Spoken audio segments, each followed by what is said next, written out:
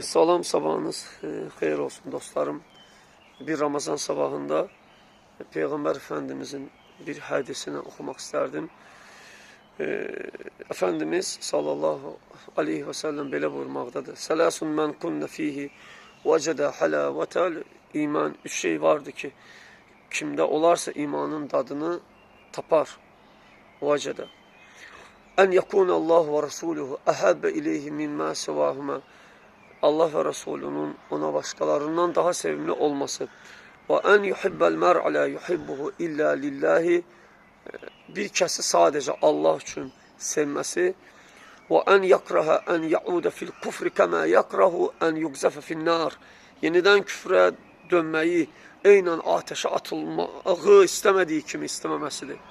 Bize heyecan lazım. İster dindar ol, ister gayri dindar. Mühim bir hadistir.